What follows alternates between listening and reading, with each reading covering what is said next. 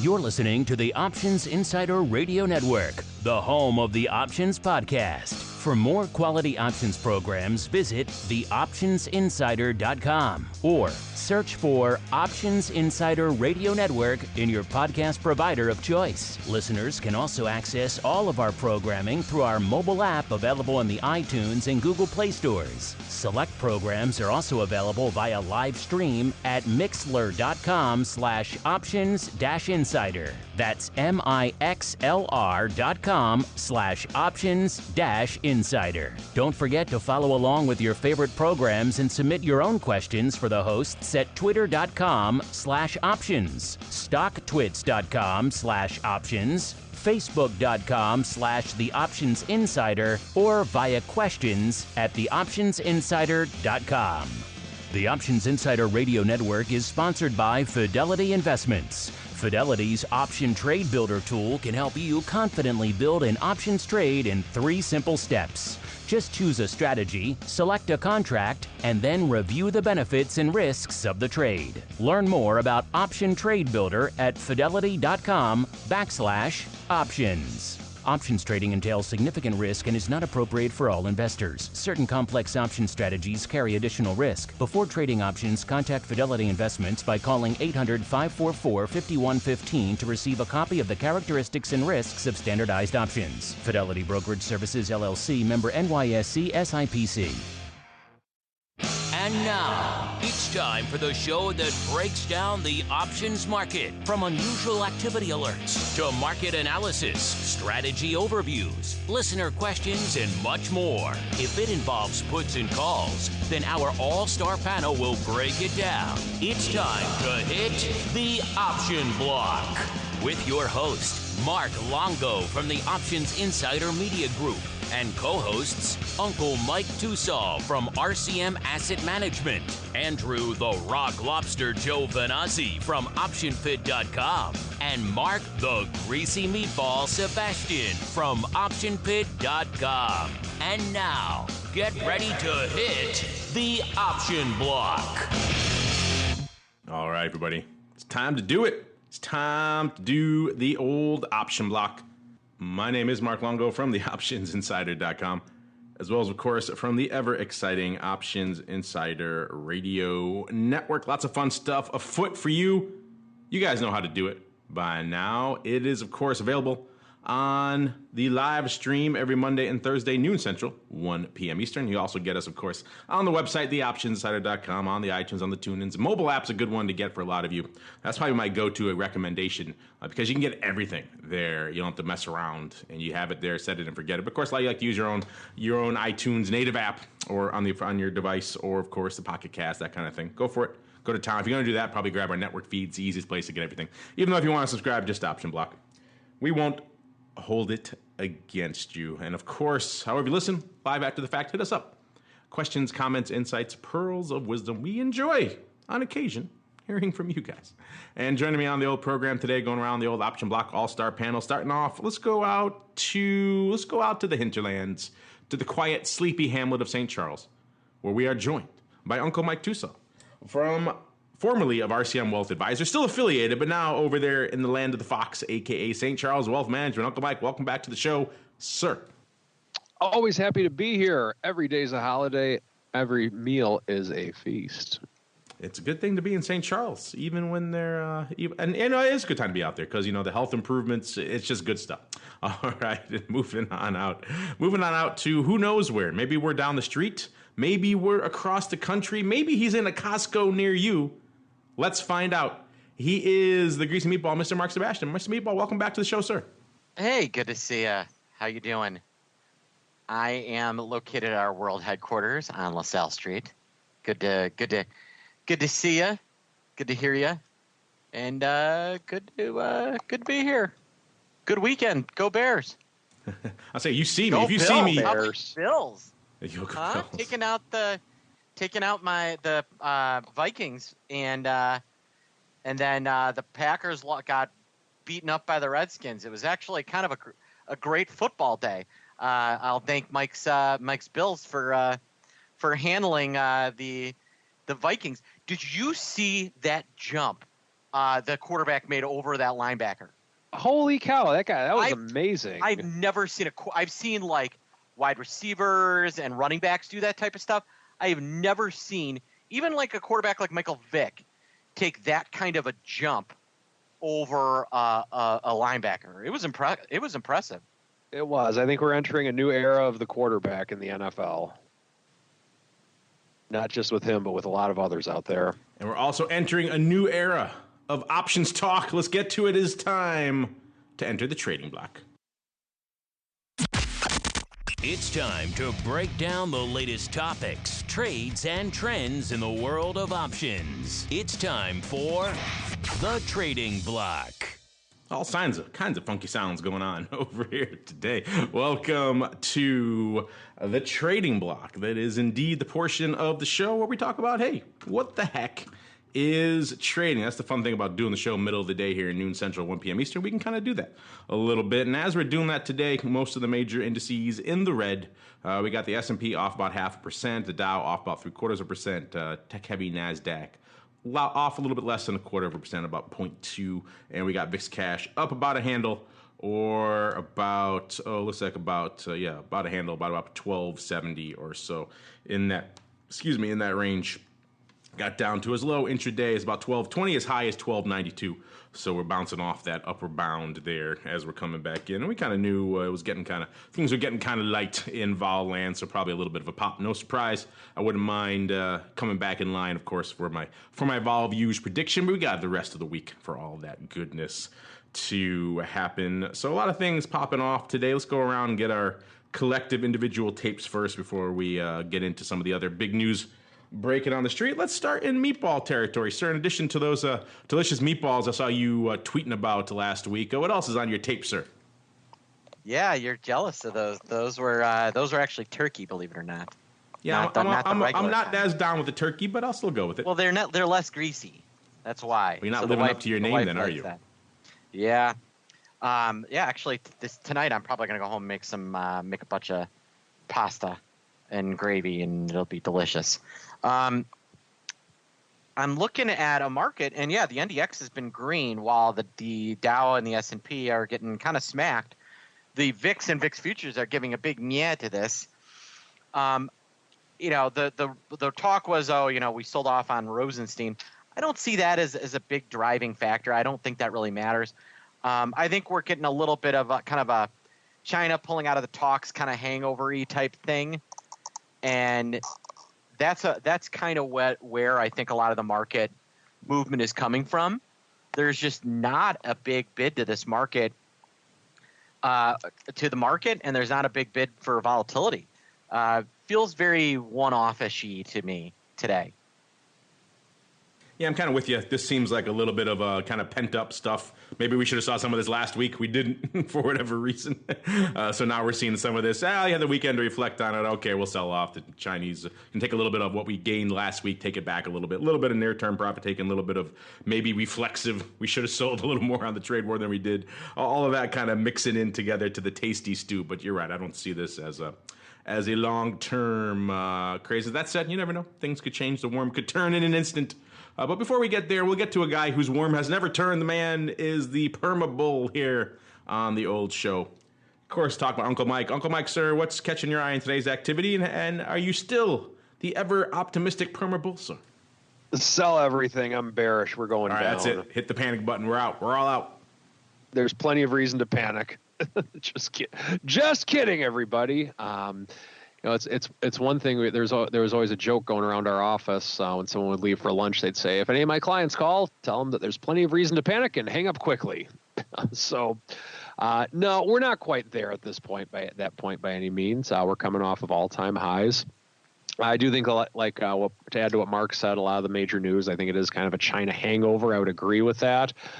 We do have a little bit of a bid in the energy sector with XLE up a little over 1%. Oil's catching a bid today as well in the crude oil market. But with it, it looks like we're pretty even across the board in terms of other things that are down. Industrials, of course, are down just under a little bit more than almost 2%.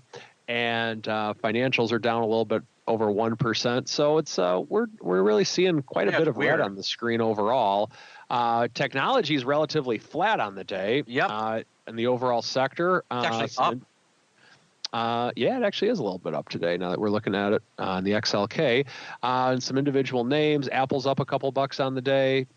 Yep. Facebook's up 1% on the day. So mixed day overall. It's down, but I'm curious to see how this will play out by the end of the day, because this doesn't seem like, I don't think the market's going to end this way with these sectors, these specific sectors up with other sectors down. And if it does end this way, I don't know if it's really going to stay this way tomorrow. It just seems like the wrong things are up and the right things are down that are usually inverse of one another. So be interesting to see how this plays out the rest of the day today. Well, and how about the bond market? Bonds, the yield curve, which was so flat, we're finally seeing the back end of the curve start to move with the front end. We're starting to see a more normal curve develop. Clearly, the back end has, people are selling the back end, and because we were getting really flat, and clearly the market is saying, you know what, rates are going to go a little higher here. And we do have a Fed meeting this week, so there's that on the board. I think we rally off that Fed meeting, and I would be a buyer of bonds into that meeting.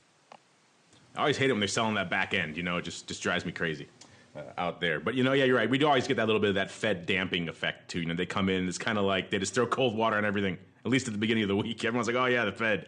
Let's just sell off.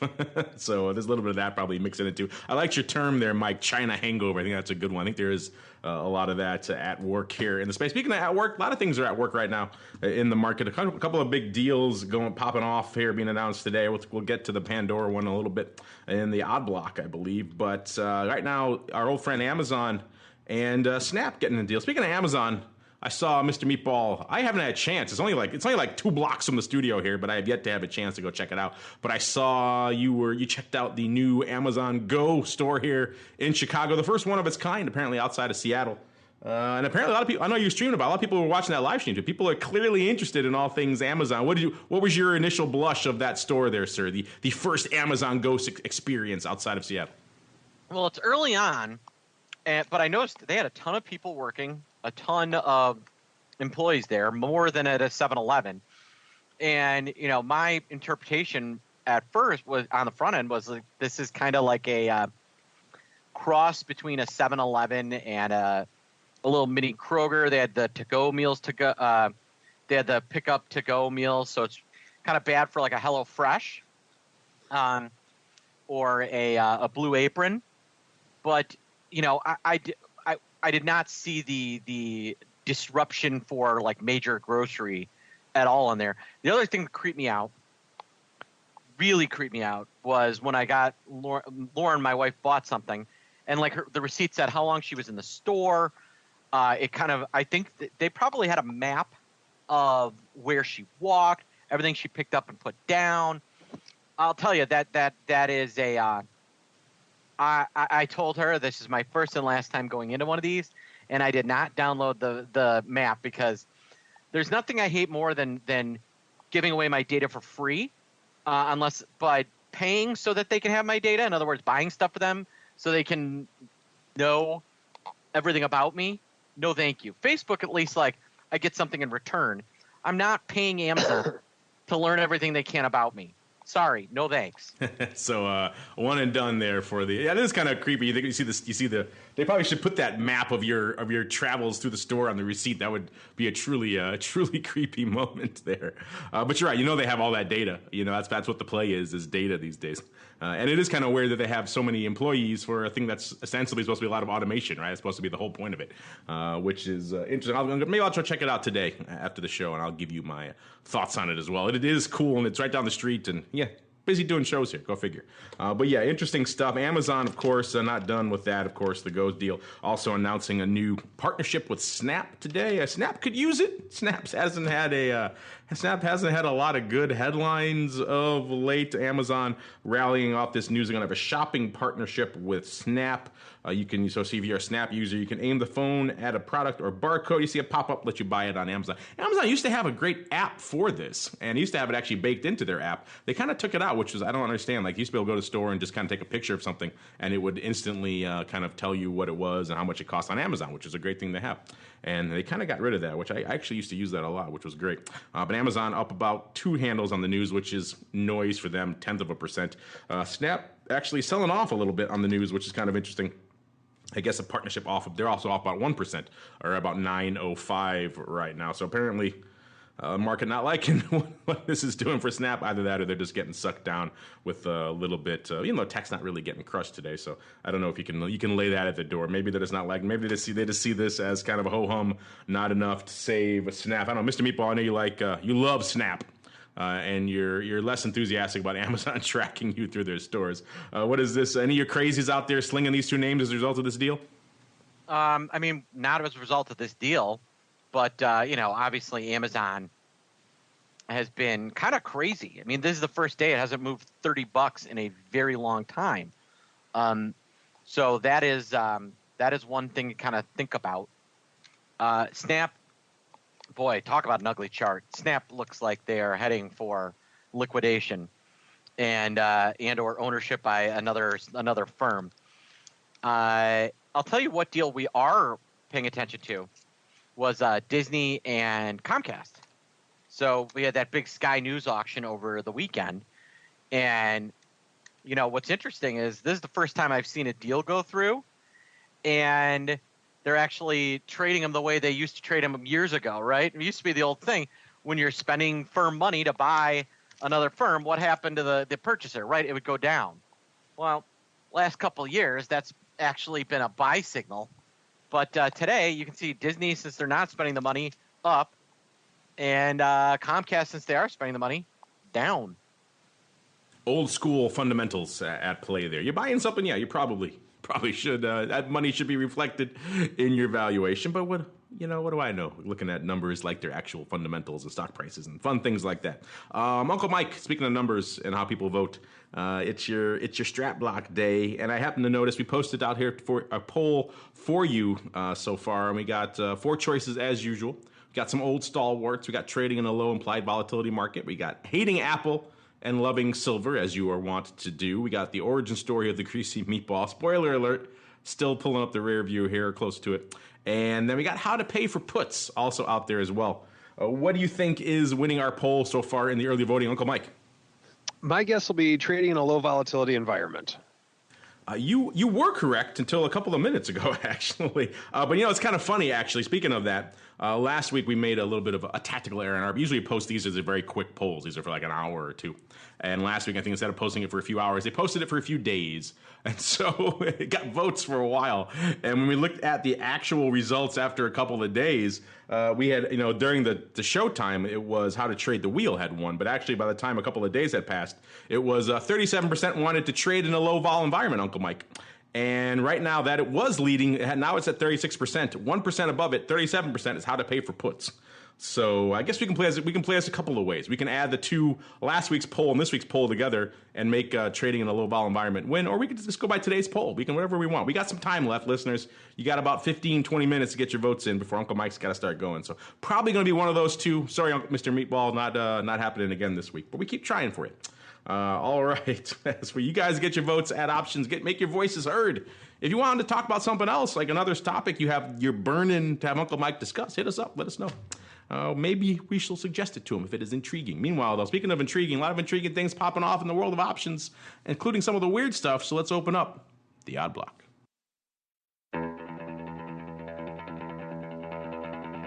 It's time to break down the most interesting, unusual, and downright questionable options activity that's been identified by theoptionsinsider.com. It's time for the odd block.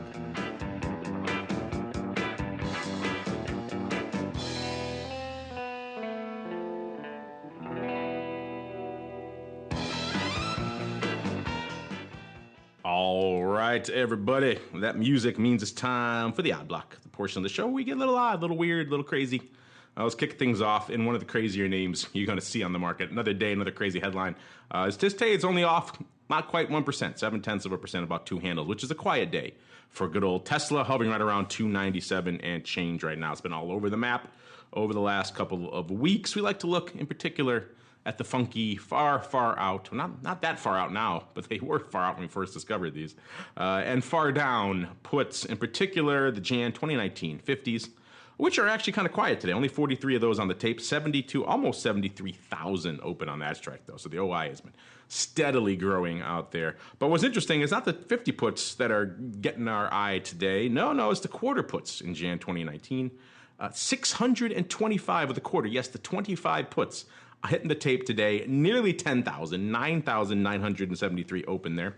That's not enough. 340 of the 10 puts lighting it up. Those are 8 cents at 9 cents, if you're curious. 28,515 open there. Looks like maybe a bit of a ratio, but it's the opposite of the usual ratio. It looks like it's a 2-by-1 ratio. It doesn't quite line up, so obviously it wasn't all ratio paper, but if it was a ratio, it'd be 2-by-1 rather than 1-by-2, which would be an odd way to do it, but we've seen weirder things.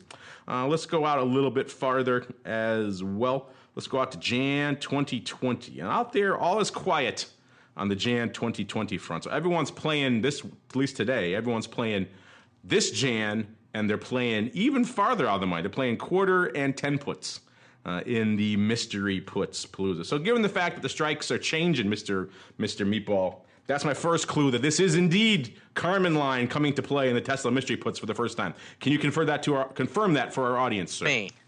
That was you, right? All me. See, I knew you like those. I knew you like those 10 puts in Jan. I knew you had you like that 10 put strike. Totally. VXX, or if it's a name that's 10x larger, you still like the 10 puts, right? Oh yeah, I still have some of those. And that's about it. I have some. I've got some quarter puts as well in then, and then I've actually been. I had traded the 1 week. Strangle at VXX, but yeah, no. This is just Tesla. People just assume that this one's going to go out of business at some point. I'm always shocked at the speed with which how near term that these are bought. You know what I mean? Yeah. Oh, did you end up doing that strangle in VXX? It was like a one-handle strangle, right? I did. Yeah. Might be looking all right today. I forgot what strikes they were. I'll have to go look it up.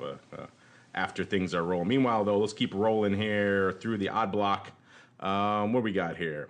Let's start off. We got a bunch of stuff all over the board here. Let's see what they got for it. Let's start off in TransUnion, ticker symbol TRU. Trading today $73.60, off about 3/4 of a buck, or about 1%.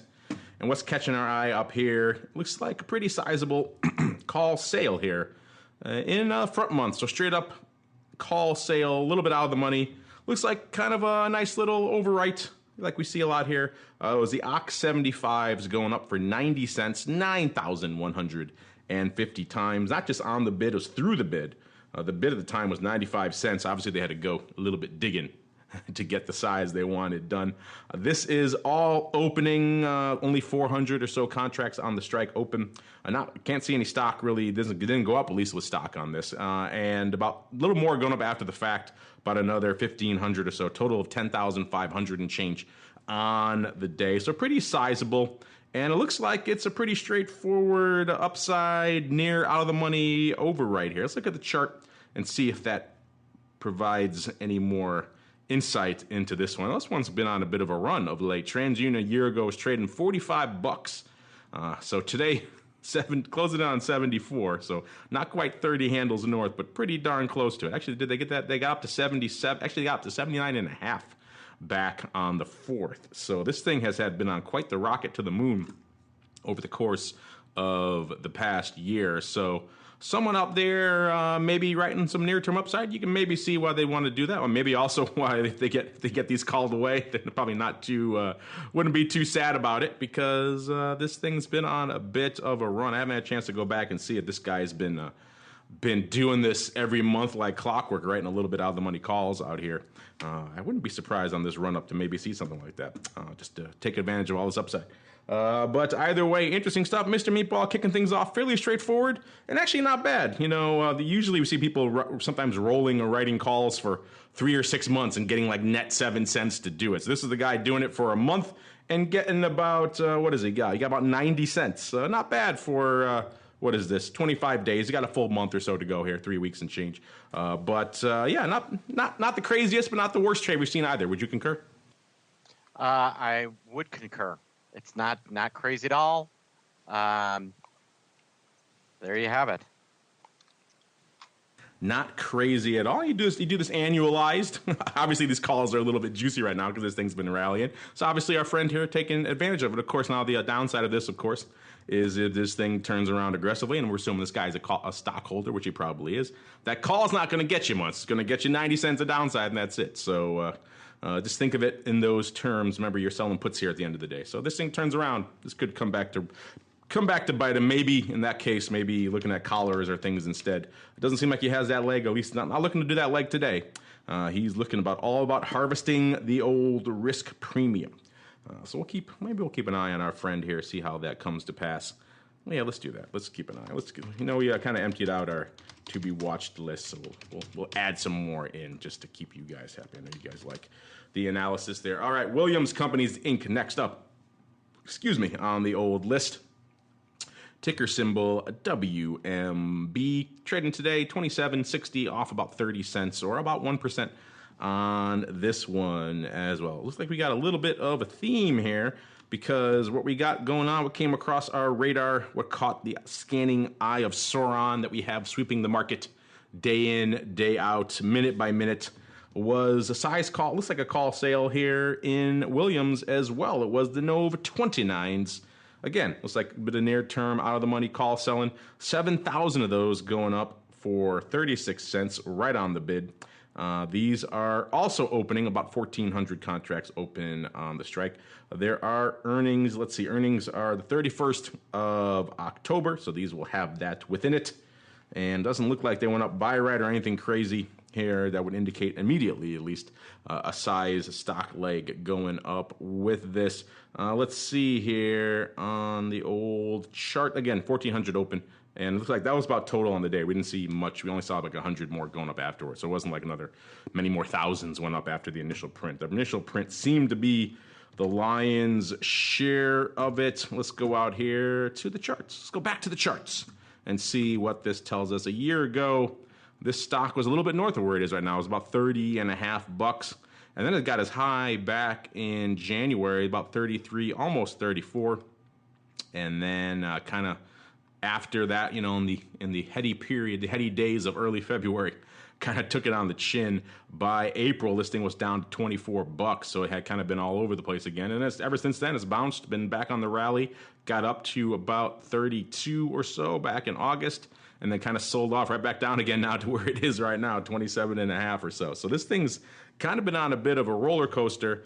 And our friend here clearly deciding, 29 is where he wants to draw. Again, we're assuming, as usually is the case with these near-term upside rights, usually assuming there's a stock component to this as well. Could be naked, but probably a stock component. And looks like he's probably drawn a line in the sand at 29. Says it gets up there, specifically at $29.36. He's out. And he probably wouldn't be that upset about it at this case anyway. If not, he's keeping a little bit of 36 cents. And then you could rinse and repeat, as I know many of you like to do out there, who are harvesting ye old risk premium. Mr. Meatball, second one in a row, near-term, out-of-the-money call sale. Looks like it's that season, sir. It's that season to harvest the risk premium. Are you on board with all this call selling, sir? I mean, that's like the most popular trade in the world, right? Sell a covered call, sell a call. I'm guessing that they own stuff against this. Yeah, they probably have stock. I mean, these kind of trades, they very rare. I mean, it doesn't happen. Yes. But usually on these deals, it's got an underlying leg lurking somewhere. Speaking of deals, let's finish it up with a bit of a deal. Another deal going off today. Today's Deal Monday. You got Amazon, Snapchat, and you got Sirius Pandora. This one's kind of been in the rumor mill, I should say, for a while. Today, the news coming out. Sirius is buying Pandora, all stock deal. valued at $3.5 billion. Deal is expected to close in early 2019. Again, this values it, when you work out the math, to $10.14. That was, at the time, at least of the announcement, about a 12% premium. At least that's from Friday's closing price. So a bit of a 12% premium. Now, it's not a done deal. They can shop this for a while to see if they can get any other offers from third parties. But a lot of people who are in the know on such things, this has been rumored for a while. They say it's probably a good chance they've already probably shopped it to other names, like some of the names you would assume would be playing in the streaming audio space, like an Apple or Spotify or a few others, and they probably passed. So not a huge chance, but it is possible. Right now we got Pandora up about nearly 2%, trading about 9.25 or so, and we got Sirius doing the old on the deal announcement, selling off about $0.50 down to about $6.40, off about 8%. But what we're seeing out here is some interesting paper actually out here in Pandora. Pandora lighting it up today, as you might imagine. They average about 12,000 contracts a day. Today, doing nearly 100,000 already. About 3.5 to 1 calls over puts. So a lot of paper lighting it up. There's stuff all over the place. You look at the weeklies, the 10 halves are trading 13,000 and change going up there. That looks like there's about 13,000 and change opening as well. So maybe someone deciding the 10 half strike was a bridge too far. Again, if you're buying into this stock price of 10.14 and you don't think another deal is coming in, then it probably is a bridge too far. So maybe closing. Looks like other paper going up today, which kind of caught our eye. The big prints going up in Pandora today. They didn't go up as a spread, but they went up within seconds of each other. So maybe in the similar size. So maybe related, let's just say. We saw someone hitting the bid on the OC 9.5 calls for 32 cents, about 5,000 times, 4,995 times. This is pretty much right off the bid at the time. This is an opening print, so this is not any sort of closing paper on the OC. This is just straight up monthly OC, no weeklies at play here. As the day has gone on, we've seen a total of nearly 18,000 going up on this strike. Also, the OC 9 puts, a big print going up. This one below the bid for 26 cents. This one went up, what did it go up? It went up 24 seconds after. 27 seconds, I say, before the other trade went up. That was 4,950 this time for 26 cents. Again, below the bid, there were 30 cents bid out, and he hit them out for about 5,000 for 26 cents. Also opening, not a lot of action on both these strikes. Open previously, or I should say prior to this. Total of 16,000 going up on this strike. So a lot of merger arb as you're seeing going up on these names. But it seems like a lot of it, Mr. Meatball, particularly if these 9 halves are to be believed that they're opening aggressive sales, people maybe, and then it's opening. It is worth noting the 10's also active today, so maybe a little bit of some vertical action coming in late, about 15, nearly 16,000 going up on the 10 strike. But at least this early print, these 5,000 lots seem to be, at the very least, almost tightly strangling this deal, which is kind of weird and a little bit shy of the actual deal price, if all this is to be believed. What are you thinking about all this kind of deal arb going up here around Pandora, sir? Any you guys talking about this in your chat room? Any crazy slinging this trade? Oh, did we lose the Meatball, Mr. Meatball? You there, sir?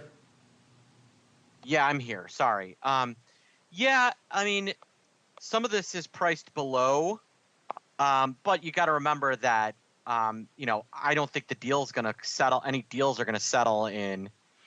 Any deals are going to settle between now and October. And so I think it's just somebody. Yeah, this looks like, I'm looking now. They've had 17,000 the OC 9.5 trade now. So there is definitely some volume on this stuff. I'm looking at the time and sales. Let me pull that up on Pandora. This is an interesting one. Where is time and sales? There we go. And I want huge. I want Pandora only, trades only. I want date. And yeah, look, there's a ton of this stuff. It's all trading in small blocks. That's the crazy part. Yeah, it definitely qualifies as odd block paper today. Yeah. And you're right. The deal's not happening in October, so the chances of these, but still, aggressive trading on these at least as opposed as where this deal is priced, could be in the money. They're not out of the money right now. The stock's only at 9.25. So the stock hasn't gotten to that. How high did it get today? Got up to 10.01 briefly. So they were feeling it for a while. Then the market clearly fading this as well. So yeah, maybe people taking a chance here. 9.5 calls. I don't know, when the deal's priced at 10.14, that's pretty interesting in and of itself. The 9 puts, obviously, you can maybe see that as just some little bit of harvesting. Maybe they see themselves as having a nice little safe floor around that 9 handle. We'll see. How low did it get today? It got down to 9.21. So right around the low is right around here. So yeah, it hasn't gotten too much lower than this. Weird stuff here. This is. This is still being shopped. It's not done, so this is still kind of an in-play name. But still, weird paper. You don't usually see a lot of this aggressive kind of fading of the deal. But we're seeing that right now, which is interesting. The stock's also kind of fading it as well. So we shall see. Maybe the market's saying this one has other shoes are going to drop in this deal. We shall see. Meanwhile, it's time for us to also see what the heck you guys want to come back to talk about. It is time to dive on into the trading block. It's time to dispense options, wit, wisdom, and education. It's time for the Strategy Block. All right, Uncle Mike, we got a bit of a dilemma going into the trading block here. We right now have a tie of 36% between trading in a low vol market and 36% how to pay for puts. 21% want the origin story of the greasy meatball. Only 7% want your hating Apple and loving SLB. So we could do it one of two ways. We can let you, choose which one you want, or we can also use the additional votes we got from last week's erroneous poll that came in 37% for trading in a low vol market versus 26% for trading the wheel, which ended up winning at the time. Maybe we can use that as the deciding factor. It's up to you, sir. It's your strategy block. How do you want to proceed, sir? Mark, I apologize. I had a Skype issue right as you were announcing the winners. He said it was the origin story of Greasy Meatball one. Yes, there we go. And then he wants you to overwhelming 108%. I don't know how that's even possible. Wow. No, it's a tie, sir. A tie between trading in a low vol market and how to pay for puts. So you get to choose. You know what? Let's go for a little bit of both on this one. Oh, wow. A doubler. Strap this is in, going to listeners. be a strategy block combo because I just love our listeners that much. So with that, let's go through this. How do you pay for these darn puts, and what do you do in a low volatility environment? Well, lower volatility environment, first off, want to emphasize something that actually the Viceroy ingrained in me at a young age, probably over 10 years ago. Volatility is low only if you believe it's low, and volatility is high only if you believe it's high. So, for example, if the VIX is at 10 and I believe the VIX is going to go to 8, let's say, not my belief, but just trying to use this as an example, then volatility is high. You're here first, folks. VIX going to 8. There we go. Hope there Mike we go. Tosaw on that one. There we go. There we go. Now, if you believe that the VIX is high, or I'm sorry, if you believe that if the VIX is at 40 and you believe that the VIX is going to 60, then that means that the VIX is low for you. So the main point of emphasis is that the VIX is high and low based on your sentiment, not necessarily historically what it's been. Because I've told this story many times. I remember when the VIX went to 40 back in 2008, I was doing an event with Jim Bittman from the CBOE out in Las Vegas. And I remember that we almost missed our plane because so many people there were convinced the VIX was so darn high at 40 that they wanted to know all these ways with which we could trade this new product with which you could trade options on the VIX itself. It was such a revolutionary time. Now, for any of those of you that study VIX history, the VIX shortly went to 80 shortly thereafter. So with that being said, what do you do when you believe that volatility is lower? Well, I typically like to do things that are more along the lines of buying premium. Reason being that some people believe that if vol is low, it's going to stay low for a while. So that means you should sell premium and take advantage of a still stock market, let's say. I'm not of that school of thought. I prefer to actually be long premium during a time like that. Perhaps I could buy an out of the money call. And then by buying an out-of-the-money call, I think it is important that you work to finance it in some way, shape, or form. You can sell, and I'd buy maybe a longer-term call option, sell some shorter-term premium against it, whether it's selling a put spread on a dip, which is what I'm going to be looking to do at the end of the trading day today, quite honestly, or perhaps you could sell some shorter-term calls against it. There's a lot of ways with which to do it. So if we do have a lower volatility environment, once again, if it's your opinion that we do have a lower volatility environment, then what I would recommend, or what I typically like to do, is buy premium and find ways of financing it. I like to lock in a longer-term premium, maybe 3-5 months out, whatever the case may be, and then sell more near-term premium as ways of financing it. I think you can't have one without the other. If you just blindly buy calls, whether they're at the money or out of the money, or even a little bit in the money for that matter, then I think that is typically going to be a recipe for disaster. I just think that time decay will eventually eat you alive. So if you do have a lower volatility environment, then I do think that it makes sense to do something along the lines of buying premium, but find ways of financing it as well. Now, in a higher volatility environment, oh, wait, that's not on this strategy block. We'll have to save that for another one. Now, moving on. Yes, that's the hook. Now, moving onward, how do you pay for puts? Let's say that you have a stock that you like and you want to continue to hold this put. You want to continue to hold the stock and you want to hedge it in one way, shape, or form. And arguably one of the best ways of hedging it is to buy a put. Obviously, if puts were free, then there would be no question.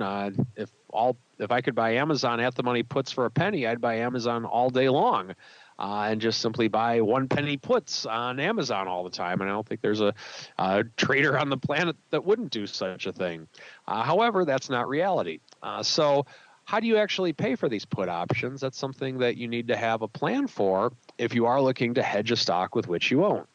Now, there's a couple ways of doing it. One of the more common ways, or one of the ways that I like to do it personally, is let's say that you like XYZ stock at 50 and you buy a put against it just for some type of protection. Well, if it's a stock with which you like at 50 and you'd love it at 45, then I think the logical solution is to not use a put. I mean use a put spread, meaning buy the 50-45 vertical put spread. Now, by doing that, you still have some semblance of protection in there, to where if you do have a minor pullback in the stock, you have protection from 50 to 45. And if you do like the stock at 50 and you love it at 45, then at that stage, you have your hedge in place. And if you know that you'd want to buy more of it, let's say at 45, then you have the ability to do that. Not a lot, but you have the ability to do that with some of the profits with which you would take from the 50-45 put spread with which you bought and made money on as the market went down. Now, what are some other ways with which you can pay for puts? Of course, you can do a diagonal spread against the put itself, meaning you buy a 3-month put option as the long leg and maybe sell more near-term puts against it. But then ultimately, you're trading so much against yourself. And quite honestly, every time I've tried doing that in the 15 years, I haven't done it too much, but every time I've tried using a put diagonal spread, I just end up confusing myself and I'm trying to trade against myself. And it hasn't really worked out too well for me when doing so. So typically, if I'm going to use a spread to hedge an underlying, then I like to stay vertical for what I'm looking to do, unless there's just some type of an insane skew from month to month. And I believe the reason for that skew is not justified, which that's never happened, quite frankly, then I would recommend using a vertical as opposed to a diagonal when hedging a protective put. Now, of course, the other way of doing it is the classic collar, meaning you sell a covered call to pay for the long put that you're using to hedge the stock. Very common. It's something to where we've talked about this on the show a lot of times. Perhaps you can buy a 6-month put option to hedge the stock and then maybe sell 1-month covered calls against the stock as a way of financing it. Word to the wise on this, it's never going to be perfect. everyone always think, and I shouldn't say everyone, but a lot of people or a lot of novices believe that you're just going to sell these calls every month and it's just like a dividend income stream. It's free money. Well, not necessarily, because of the fact that what will likely happen if you trade enough will be the stock will increase enough to where you may have to roll the call up. You may have to get called out on the stock, and then you would have been better off just owning the stock. You have to really have a plan every month that you sell a near-term call against the stock should you be doing this. So with that, some of the things that I like to do are I have certain limits to where as soon as the stock gets to a certain level, I would roll the call up and out, let's say. Or if I'm really concerned with the stock going up high enough, I'd sell a call spread against the stock as a way of financing the put. So in other words, let's say that XYZ is at 50 and I buy the 45 put. Instead of selling the 55 call, perhaps I would sell the 55.60 call spread. That way, if this stock just goes up to $80 a share, then yeah, I got all these junk options in there that really don't mean a whole lot. But I just was part of a very large stock movement where I had 90% of my money hedged. So that's an exciting thing to me. So that's another way with which you can finance your puts. Final thing that I want to mention on how to pay for puts, unless you do just a straight costless collar, meaning you buy XYZ put and sell XYZ call and you see that they're the same price, it is very rare that you're going to get 100% of the premium paid for. Don't be a perfectionist trader. Don't think, oh, I need to get this whole thing paid for, or I'm actually buying premium and it's going against me. I can't have this going on. I can't buy premium. Don't be a perfectionist. I'll end with an analogy that I like to use very frequently. Let's say that you are finding great ways to finance your puts. And let's say that you just make millions of dollars doing it because you have a very large portfolio or you're managing money for a large fund, whatever the case may be. And you're ahead several $1 million because of the way with which you financed it. And you go to a party and you say, yeah, I was financing these puts. I made millions on it, but I had to buy a little bit of long premium. You're not going to get laughed at out of the, and you're not going to get ostracized from your group of social friends if you say such a thing. I guarantee that. And that is the combo strategy block for today, our first fall edition of 2018. Yeah, it's fall. Fall is in the air. Strategery also in the air, listeners. And we got some questions. Let's see if we can squeeze in a couple here really quickly on the old mail block.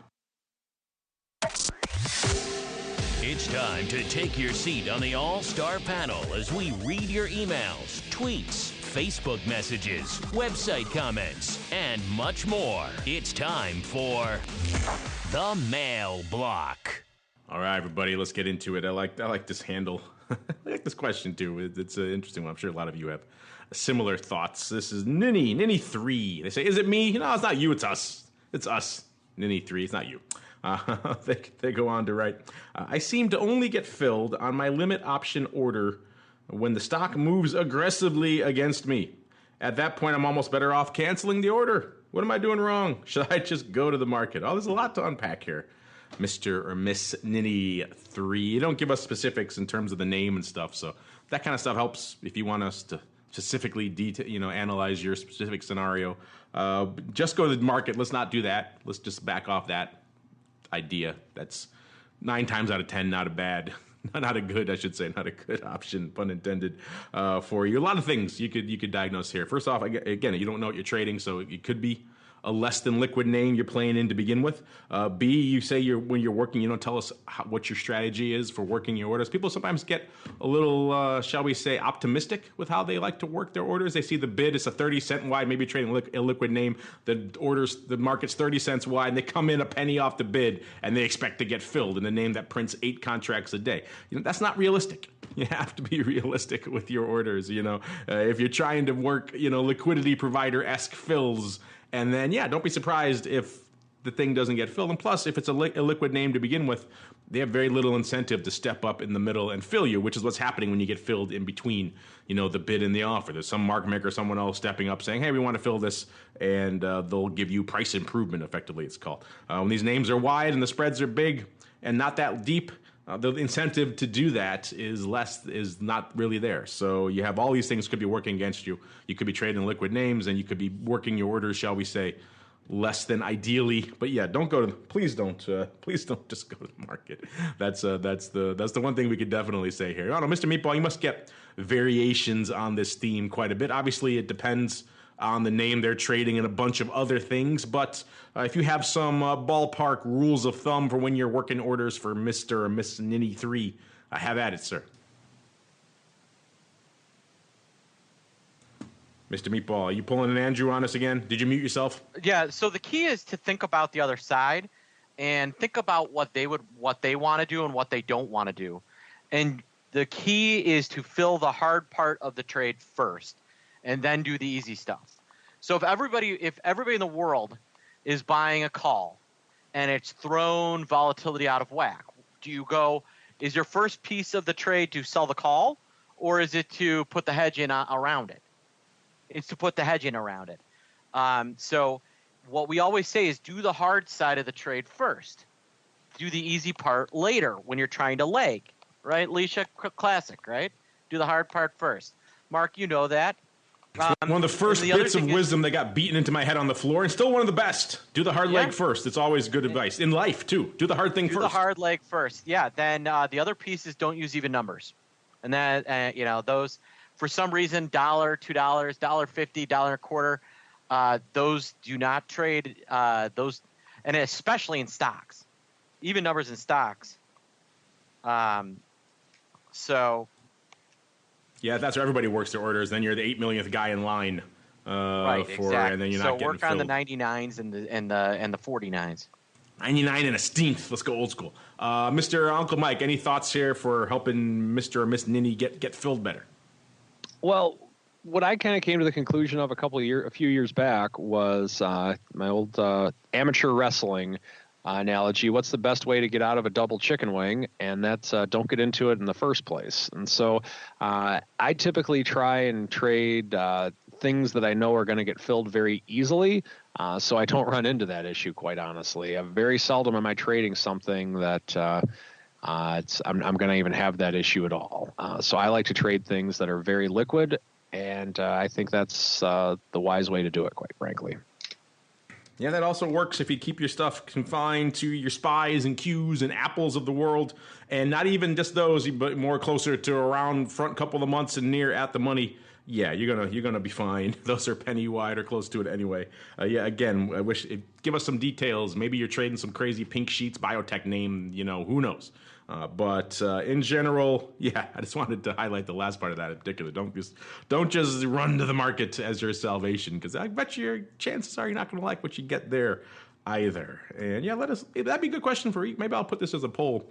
Get some flavor from our listeners on how they like to work their orders and some of the strategery they use in that. Might be something interesting for us to discuss here on the show for future episodes. Meanwhile, it's time for us to keep on rolling. Looking into the future, it is time to go around the block. It's time to tell you what we'll be watching on our trading screens until the next episode. It's time for Around the Block. All right, listeners, what's on our radar for the rest of this week, at least until we gather here together again on Thursday for the old option block? Well, Mr. Meatball said it earlier, it is Fed week. They're coming in on Wednesday. Fed funds pricing in, according to the old Fed Watch tool from our friends at SIRI, pricing in about 94% chance for a 0.25% hike here this week. So that's kind of one of the big things on the radar. Let's go back the other way. Uncle Mike, we'll start with you. What are you watching the rest of the week, sir? Of course, the Fed. I think that's the big thing right now. If we do have a pullback, I'd like to see if we can just, and by pullback, I mean for over the course of the next few days, I would like to see if we can just kind of maintain some of the levels with which we have been established. One thing that I mentioned on the show a couple of weeks ago, when we hit our lows on September 7th, that was similar to the highs that was right around the highs that we made in January. So we do have roughly another, let's say about a little over $4 in SPY anyway before we get to that level. So if we are going to pull back a little bit more, be curious to see if that is the level itself with which it can be stopped. But if we do not, then we got more all-time highs ahead of us if, and that is a big if, we go up just a little bit in the S&P. Mr. Meatball, same for you, sir. I'm guessing you're watching these VIX and VXX levels, sir. What's catching your eye out there for the rest of the week? Yeah, I think the bond market's really kind of interesting. I think there's something there. And I do think that, VIX is going to try to make a run at 13. Looks like it's fading and flailing. Does VIX end toward 11 or toward 13 this week? And my gut says toward 11. The NDX is now green on the day. So weird day when the Dow's down 170 and the NDX is green. It's kind of been the opposite the last few days, but money's moving around. Money is indeed moving around. Speaking of moving, we got to move on out of here, listeners. That's what that music says. But you're right, my vol views prognostication leans more towards the 11 handle than indeed towards the 13 handle. But anything could happen over the course of the week. That's why you got to stay tuned, not just to the shows, this show, of course, but we got vol views on Friday. We got TWIFO, more option block on Thursday. We got interviews throughout the week. We got playbook. We got all kinds of fun stuff. You never know what's going to hit the network. Advisors option. Spoiler alert, a bunch of people coming through the studio this week talking all kinds of stuff. Crypto, vol, fun stuff. So stay tuned to the network and indeed to the live feed if you want to join us live. It's always surprises in store for you there on the old live feed. So keep it locked to this same bat channel. I think you're going to like it. Before we go, let's go back around the horn. Let's start in Uncle Mike land, a.k.a. the land of the fox. Click on that fox, listeners, for secret surprises. Uncle Mike, now you got to build that into your site, Uncle Mike, because I've teased it too many times. What is cooking in the land of St. Charles Wealth Management? What do I get if I click on the fox this week? You really won't get anything if you click on the Fox. But what you can click on is facebook.com and then type in St. Charles Wealth Management. Check out the events. I am actually going to be speaking in the Raleigh-Durham area at Duke University at the School of Business. I would love to have you guys sign up and come see me. For those of you in the Raleigh-Durham area, the open to the public event will be on the evening of October 10th at 7 p.m. Check it out. Sign up. Would love to have you. Look at you on Facebook. You brought the fox to Facebook. I love it. I just liked it, sir. So there you go. You're moving up. Now we just got to get you on the old Twitter, and then you're good to go, sir. All set. You're getting there a little bit at a time. We'll drag you slowly but surely into the 21st century. Mr. Meatball, what do you got cooking on Facebook, and what else is cooking in the land of the pit, sir? We're out and about and watching the markets, and we're still in the throes of our VIX Made Easy series. Go and check it out. optionpitmembers.com/EasyO and get yourself registered, and you still get a month of OP Live and a free session with me. I love it. Who wouldn't want that? Also, I'll be in Las Vegas at the Traders Expo the 12th through the 14th of November. So if you're going to be in the area, mark your calendar. I love that you're in the throes of things all the time whenever I talk to you. I am in the throes. You're always in the throes. I love it. If you want to be in the throes yourself, listeners, head on over to Option Pit. See what all the throws are about. OptionPit.com. Maybe you want to do a VIX Made Easy, Options Made Easy. Maybe you just want more meatball. That tinny voice resonating in your ears, you really like it. Whatever your flavor, we don't judge here. OptionPit.com. They don't judge either. Usually, he can be a little judgy. Andrew, not so much. So maybe if you're not like the judging, reach out to Andrew instead. OptionPit.com to learn more. And on behalf of the Meatball and he of the Fox, a.k.a. Uncle Mike of St. Charles Wealth Management, and indeed myself, I thank all of you for downloading, streaming, subscribing, all the fun stuff that you do. Keep those questions coming. Stay tuned to the live feed. All sorts of good stuff coming at you this week. Otherwise, we'll see you next time on Thursday for more of the Option Block.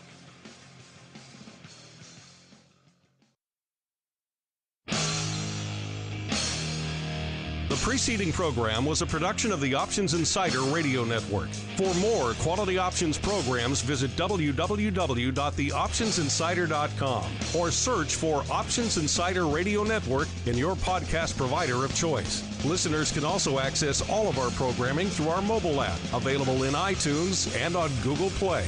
Don't forget to follow along with your favorite programs and submit your own questions for the hosts at twitter.com/options, facebook.com/theoptionsinsider, or via questions@theoptionsinsider.com.